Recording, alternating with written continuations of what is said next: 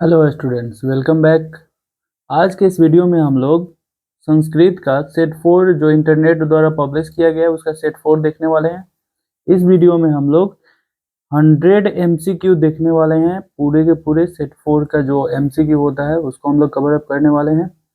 इसका already part 3 तक, that means set 3 तक अपलोडेड है। उस वीडियो को आप लोग जरूर देख लीजिएगा और इस वीडियो को भी लास्ट तक देखिएगा, जिससे आप लोगों को काफ़ी ज़्यादा फायदा मिलने वाला है एग्जामिनेशन में। ठीक है, तो देखते हैं।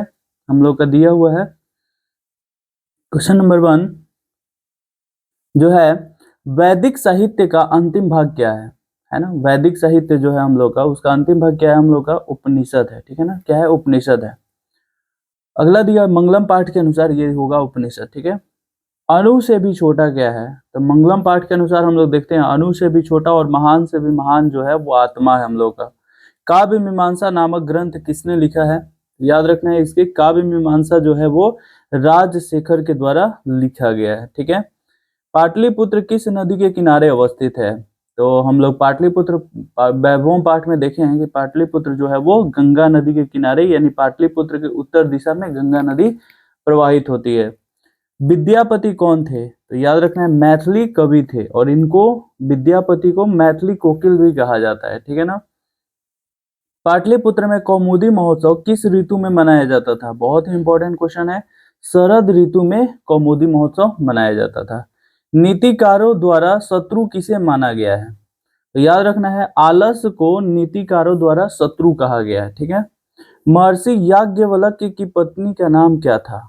याद रखना है उनकी पत्नी जो थी, याज्ञवल्क्य की पत्नी मैत्रेयी थी। ठीक है, अगला क्वेश्चन दिया हुआ है क्वेश्चन नंबर 9 है, जनक की सभा में शास्त्र कुशल महिला कौन थी? तो याद रखना है गार्गी जो थी, गार्गी वचन कवि, यानी अपने पिता के सभा में शास्त्र कुशला के रूप में उपस्थित थे। ये यमी, वागाम्भृणी, इंद्राणी, ये जो दिया हुआ है ये अर्थशास्त्र से जो 5 कवित्रियों का नाम मिलता है अर्थशास्त्र में, उन्हीं का नाम है। यमी, अपाला, इंद्राणी, वागाम्भृणी। ठीक है ना। उसके बाद यमी हो गया, अपाला हो गया, इंद्राणी, वागाम्भृणी, और एक और होता है, और एक उर्वशी है। ठीक है, अगला दिया है विजयांका किस कल्प की कवित्री है? तो प्रथम कल्प की कवित्री है। गायंती देवा कील गीतकानी डैश पुरुषस्य सुरत्वात् पद्य किस पुराण से लिया गया है? ठीक है, ठीक है, तो ये पहला हम लोग का श्लोक है, और पहला श्लोक जो है विष्णु पुराण से लिया गया है। ठीक है, भारत महिमा पाठ्य का मुख्य संदेश क्या है? ठीक है, तो ये हम लोग का देशभक्ति, हमारे लिए अपने देश के प्रति जो होता है पारदर्शी रूप में भक्ति होना चाहिए, यही पाठ से हम लोग को संदेश मिलता है। संस्कारों की कुल संख्या कितनी है? तो कुल संख्या 16 है, और प्रकार जो होता है वो 5 प्रकार का होता है। गोदान किस संस्कार का मुख्य कर्म है? केशांत संस्कार में जो शिक्षा संस्कार का एक संस्कार है, इसमें गोदान संस्कार जो है ये एक प्रमुख कार्य है। ठीक है, अगला है परम तृप्ति किससे मिलती है? यानी सबसे ज्यादा संतुष्टि जो होता है, तृप्ति जो होता है, वो विद्या से ही प्राप्त होता है। नरक के कितने द्वार होते हैं? तो याद रखना है नरक के 3 द्वार होते हैं, काम, क्रोध और लोभ। एवं लोभ जो है नरक के 3 द्वार होते हैं, काम, क्रोध और लोभ। कर्मवीर कथा का नायक कौन है? ठीक है ना, तो राम प्रवेश राम जो है कर्मवीर कथा का नायक है। छात्रों का तप क्या है? छात्रों जो होते हैं, जो भी छात्र होते हैं, उनका तपस्या क्या होता है? तो अध्ययन, विद्या अध्ययन जो होता है वो छात्रों का तपस्या होता है। स्वामी दयानंद के द्वारा आर्य समाज की स्थापना कब की गई थी? तो याद रखना है 1875 में मुंबई नगर में किया गया था आर्य समाज की स्थापना। बिरजानंद किसके गुरु थे? ठीक है ना, तो जब स्वामी दयानंद सरस्वती जो होता है अपने घर को त्याग करके और जब गए थे मथुरा में तो उनको मिले हुए थे, तो यहाँ पर हो जाएगा स्वामी दयानंद सरस्वती। ठीक है, स्वामी दयानंद का परिवार किसका उपासक था? तो शिव का उपासक था। ठीक है ना, और इनके लिए जो होता है महाशिवरात्रि का पर्व इनके परिवार के लिए काफी प्रमुख था। देखते हैं अगला क्वेश्चन 22। मंदाकिनी वर्णनम पाठ किस ग्रंथ से संकलित है, ठीक है ना। मंदाकिनी वर्णनम जो हम लोग का पाठ है वो किस ग्रंथ से लिया गया है, तो याद रखना है वाल्मीकि रामायण से लिया गया है, ठीक है ना। जब श्री राम जो है वो जा रहे थे वनवास, उसी समय लिया गया है, यानी अयोध्या कांड से। कर्णस्य दान वीरता पाठ भास के किस रूपक का भाग विशेष होता है, तो याद रखना है कर्णभार, ठीक है ना। कर्णभार का एक रूपक विशेष है। राष्ट्रों के बीच द्वेष का कारण क्या है, ठीक है ना। तो दूसरे राष्ट्र का उत्कर्ष देखकर जलना ही एक सबसे बड़ा द्वेष का कारण है। स्वछंद का संधि विच्छेद क्या होगा, तो याद रखना है स्वद जो छंद जो होगा ये स्वछंद होगा, ठीक है ना। स्वछंदम दिया हुआ है तो यहाँ पर हो जाएगा स्वद जोड़ छंदम, ठीक है ना। अगला होगा, ठीक है, अगला दिया है विद्या जोड़ ए का, तो आ के बाद ए आता है तो ए बन जाता है, ठीक है ना। याद रखना है वृद्धि संधि का उदाहरण है ये, विद्यायिका हो जाएगा। अ और ओ के मिलने से औ बनता है, ठीक है ना, औ बनता है, ये भी वृद्धि संधि का है, याद रखना है रूल। इतः जोड़ ततः, ये विसर्ग यहाँ पर दिख रहा है ना, तो इससे जो बनेगा वो विसर्ग संधि का उदाहरण हो जाएगा हम लोग का। मूर्ति पूजा का समास विग्रह क्या होगा, मूर्ति पूजा यानी मूर्ति की पूजा, तो यहाँ पर मूर्तियस्य पूजा हो जाएगा, ठीक है ना। अगला होगा संस्कृतस्य शिक्षा का समस्त पद क्या होगा, संस्कृत की शिक्षा, तो ये हो जाएगा संस्कृत शिक्षा, ठीक है ना। गोल गृहम में कौन सा समास है, ठीक है ना, तो गोल जो होता है यहाँ पर हम लोग का विशेषण है, तो इसलिए ये एक कर्मधारय समास होगा। द्विगु समास का इसमें उदाहरण कौन सा है, पंचवटी जो है द्विगु समास का उदाहरण हो जाएगा। दशानन जो है बहुव्रीहि समास यानी अर्थात आ जाता है, अन्य पद का यहाँ पर प्रमुखता हो जाता है, प्रधानता हो जाता है, इसलिए ये बहुव्रीहि समास में आ जाता है, ठीक है। यतश्च निर्धारणम, ठीक है, यतश्च निर्धारणम, इसमें इसका मतलब सूत्र का उदाहरण कौन सा है, तो निर्धारणम यतश्च निर्धारणम, यहाँ एक बार देख लेना है। मूर्ति पूजा जो है मूर्ति की पूजा, अब मूर्ति हर्षई है इसलिए मुनि पर चलेगा, तो मुनि में होता है षष्ठी एकवचन में मुने, तो यहाँ मूर्ति पूजा हो जाएगा, ठीक है ना, याद रखना है मूर्ति पूजा हो जाएगा, ठीक है। अगला दिया हुआ है यतश्च निर्धारणम, यानी जब भी किसी के गुण के अनुसार जो होता है किसी की श्रेष्ठता बताई जाती है तो उसमें इसी सूत्र का प्रयोग किया जाता है, ठीक है। तो यहाँ षष्ठी विभक्ति का इसमें प्रयोग हो जाएगा या सप्तमी विभक्ति का भी प्रयोग होता है, तो ऑप्शन ए सही हो जाएगा हम लोग का। ग्रामम उभयतः वृक्षा संति वाक्य के ग्रामम पद में द्वितीय विभक्ति विधायक यानी किस सूत्र के अनुसार प्रयोग किया गया है, तो याद रखना है उभयतः योगे द्वितीय, ठीक है।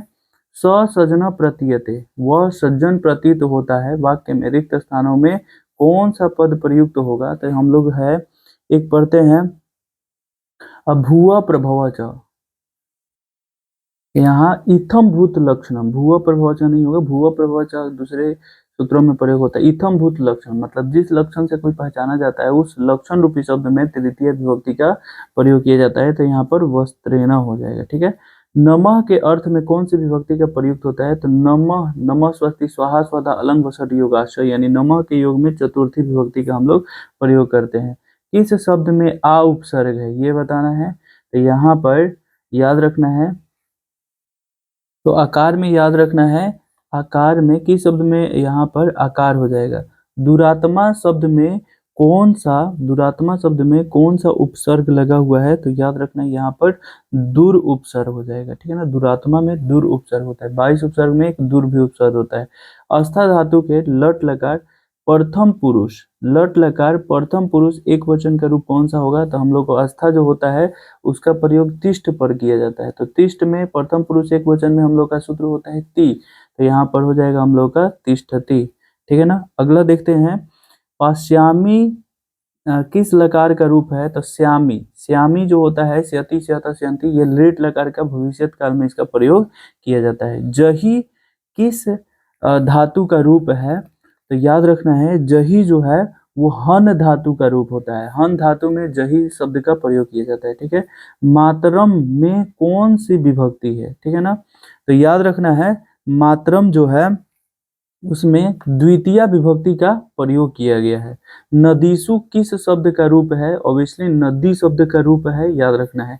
साधु शब्द के सप्तमी एक वचन का रूप होता है, याद रखना है, साधव होता है। साधव, साधव जो होता है वो सप्तमी एक वचन का रूप होता है। गम जोड़ सत्री, सत्री का अंत में न का प्रयोग होता है, तो गम जोड़ सत्री जो होगा वो हो जाएगा हम लोग का गछन, ठीक है ना, याद रखना है। गम जोड़ सत्री जो होगा वो हम लोग का गछन होगा। पठनम में कौन सा ल्यूट प्रत्यय है? तो नम मतलब कौन सा प्रत्यय है? तो याद रखना है नम या रम होने पर ल्यूट प्रत्यय होता है, याद रखना है। अगला क्वेश्चन देखते हैं जो हम लोग का है 47 नंबर। नागरिक, नागरिक में कौन सा तद्धित प्रत्यय है? ठीक है ना, तो याद रखना है नागरिक में हम लोग का ठक प्रत्यय है, इक लगता है, ठक रखने पर इक का प्रयोग होता है, ठीक है ना। राष्ट्र जोड़ य से बनेगा हम लोग का राष्ट्रीय, ठीक है ना, राष्ट्रीय बन जाता है, ठीक है। अगला दिया है मूषक जोड़ टाप, तो टाप का आ लगता है अंत में, तो ये हो जाएगा हम लोग का मूषका। मूषक नहीं, मूषका नहीं होगा, क्योंकि टाप में एक रूल होता है कि लास्ट में अगर अक उच्चारण आता हो तो उसमें इका लगता है, तो लास्ट में मूषक अक आ रहा है ना, तो मूसिका हम लोग का सही आंसर हो जाएगा, ठीक है। अगला देखते हैं हम लोग 50 नंबर। श्रीमती में कौन सा स्त्री प्रत्यय है? तो याद रखना है श्रीमती में गिप प्रत्यय होता है, ठीक है। नदियां नाम रूप को छोड़कर किस में मिल जाती है? तो याद रखना है समुद्र में समाहित हो जाती है। किसकी विजय नहीं होती है? मतलब कौन है जो जिसका विजय कभी नहीं होता है? तो याद रखना है असत्य की जीत कभी नहीं होती है, ठीक है। अगला हम लोग देखते हैं पटना का इतिहास कितना पुराना है? तो याद रखना है 2500 वर्ष पुराना है। संसार में बच्चों का सच्चा रक्षक कौन होता है? तो याद रखना है उनकी माता होती है, ठीक है। ऋग्वेद में किसकी कितनी, ऋग्वेद का बात हो रहा है, कितनी मंत्र दर्शनवती ऋषिकाओं का उल्लेख है? तो याद रखना है 24, चतुर्विंशति 24, और चतवारिंशत जो है ये हम लोगों का चतवारिंशत लौकिक संस्कृत साहित्य में 44 ऋषिकाओं का वर्णन किया गया है, जो 150 पदों जो है वो लिखी हुई है, ठीक है। अगला है गच्छ, किस धातु का रूप होता है? तो याद रखना है गम धातु जो होता है वही गच्छ के रूप में इसका प्रयोग किया जाता है। पिता किस शब्द का रूप है? ठीक है ना, तो पितृ शब्द का रूप होता है, याद रखना है पिता, ठीक है। अगला हम लोग देखें तो साधु शब्द के रिपीटेड क्वेश्चन है, सप्तमी एक वचन का रूप कौन सा होगा? तो साधु होगा हम लोग का, ऑप्शन सी सही आंसर हो जाएगा। पट जोड़ तल, तल का अंत में ता लगता है, और याद रखना है तल प्रत्यय से बना शब्द जो होता है वो हमेशा स्त्रीलिंग होता है, ये याद रखना है, बहुत ही ज्यादा इंपॉर्टेंट है। तो पटु जोड़ तल से बनेगा हम लोग का पटुता। पटु मतलब होता है चालाक, ठीक है।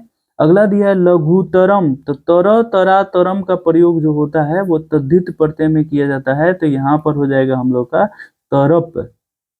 तद्धित प्रत्यय पूछ रहा है कौन सा है? तो तरप प्रत्यय जो होता है वही उसी का होता है तरह तरा तरम।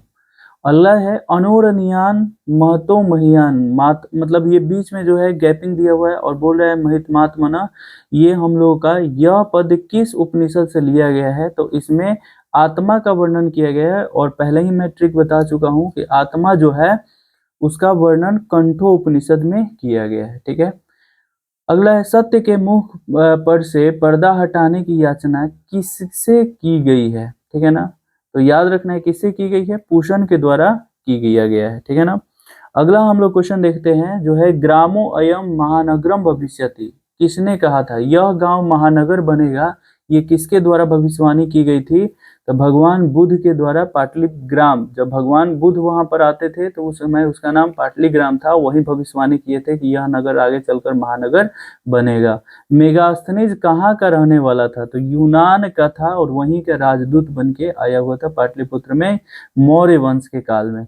महात्मा गांधी सेतु किस नदी पर है? तो याद रखना है गंगा नदी पर है। बीरेश्वर नाम, बीरेश्वर कौन थे? तो मंत्री थे, ठीक है ना, मिथिला के एक मंत्री थे। आलस कथा पाठ किस ग्रंथ से उद्धत है, मतलब किस ग्रंथ से लिया गया है? तो याद रखना है पुरुष परीक्षा से लिया गया है, और इस पाठ के लेखक जो है वो विद्यापति जी हैं, ठीक है। आलसशाला में आग क्यों लगाई गई थी? तो आलसशाला में धीरे धीरे जो है जो धूर्त आलसी थे उनकी संख्या बढ़ती गई और खर्च भी बहुत ज्यादा होने लगा। यही सोचकर उसमें पता करने के लिए, जांच करने के लिए आग लगाई गई थी। तो आलसियों को जगाने के लिए, आलसियों को भगाने के लिए, आलसियों की जांच के लिए ऑप्शन सी सही आंसर हो जाएगा। अगला है, सुलभा का वर्णन किस ग्रंथ में है? तो महाभारत में सुलभा का वर्णन मिलता है। याज्ञवल्क्य के ऋषि ने आत्म तत्वों की शिक्षा किसको दी थी? तो अपनी पत्नी जो मैत्रेयी थी उनका नाम, उन्हीं को दी हुई थी, दिए हुए थे। लौकिक संस्कृत साहित्य की कवित्रियों में प्रमुख कौन है? तो याद रखना है 44 है, उसमें से सबसे पहला कल्प जो है वो विजयांका है। ठीक है, अगला क्वेश्चन देखते हैं हम लोग। वरदाम्बिका परिणयम कौन काव्य है? तो याद रखना है एक चंपू महाकाव्य है जो तिरुलांबा के द्वारा लिखा गया था। भारत महिमा पाठ में कितने पद्य है, यानी कितने मंत्र है? तो 5 मंत्र है, याद रखना है। किस संस्कार में सप्तपदी विधि संपन्न की जाती है? तो 7 जो है फेरे लगाए जाते हैं, 7 वचन दिए जाते हैं विवाह संस्कार में। शिक्षा संस्कार का प्रथम संस्कार कौन सा होता है? तो अक्षारंभ होता है, जो अपने घर पे प्रारंभ होता है। मरणोपरांत कौन सा संस्कार संपन्न होता है? तो अंत्येष्टि संस्कार जो होता है वो मरणोपरांत संस्कार संपन्न होता है। विद्या की रक्षा किससे होती है? तो याद रखना है बार बार जो है योग करने से, अभ्यास अभ्यास करने से, प्रैक्टिस करने से विद्या की रक्षा होती है। नरक के कितने द्वार होते हैं? 3 द्वार होते हैं, काम, क्रोध और लोभ। नीति श्लोक पाठ में घर की शोभा किसको माना गया है? तो स्त्री को घर की शोभा माना गया, इसलिए उनको विशेष रूप से रक्षा करने की बात कही गई है। भीखन टोला गांव को देखने कौन आए हुए थे? तो नवीन दृष्टि संपन्न एक शिक्षक आए हुए थे। छात्रा नाम अध्ययनम तप, यह उपदेश राम प्रवेश राम को किसने दिया था? तो उनके गुरु जी जो थे वो दिए हुए थे। स्वामी दयानंद ने अब किसके प्रचार में अपना जीवन समर्पित कर दिया? तो याद रखना है शुद्ध तत्वों के ज्ञान, वैदिक धर्म, सत्य ज्ञान, यानी शुद्ध तत्वों के ज्ञान के में पूरा अपना जीवन व्यतीत कर दिए थे। स्वामी दयानंद के गुरु कौन थे? तो याद रखना है बिरजानंद थे। ठीक है ना, बिरजानंद। पर मंदाकिनी वर्णनम पाठ में कौन किसको संबोधित कर रहे हैं? तो याद रखना है राम जी जो है सीता जी को संबोधित कर रहे हैं। मृग समूह के पानी पीने से मंदाकिनी का जल कैसा हो गया है? धूमिल हो गया है, यानी याद रखना है कलुषित हो गया है। ठीक है ना। अगला दिया है, कुत्र तव कंकणम किसने कहा था? कहाँ है तुम्हारा कंकन? ये किसने कहा था? तो पथिक द्वारा पूछा गया था बाघ से। बाघ कहाँ खड़ा था? तो याद रखना है वो तालाब के किनारे खड़ा था। कर्ण के जन्म से ही सदा साथ रहने वाला रक्षक कौन थे? कवच और कुंडल था। ठीक है ना। निरुक्त के रचनाकार कौन है? तो याद रखना है निरुक्त के रचनाकार जो है वो यास्क जी महाराज है। ठीक है ना। सखा किस शब्द का रूप है? तो याद रखना है, ठीक है, तो सखी शब्द रूप में प्रथमा में एक वचन में होता है सखा। साधवे शब्द में कौन सी विभक्ति होती है? ठीक है ना। तो जब हम लोग साधु शब्द रूप हम लोग पढ़ते हैं तो उसमें याद रखना है चतुर्थी विभक्ति में आता है हम लोग का साधवे। दाता शब्द के पंचमी एक वचन में क्या आता है? तो याद रखना है दाता में दातु जो होता है वो पंचमी एक वचन में आता है। मुनि शब्द के समान किस शब्द का रूप नहीं चलता है? तो जो हर्षई नहीं होगा, यानी याद रखना है यहाँ पर 93, मतलब यहाँ पर हो जाएगा मति। मति शब्द जो है वो मुनि के समान नहीं चलता है।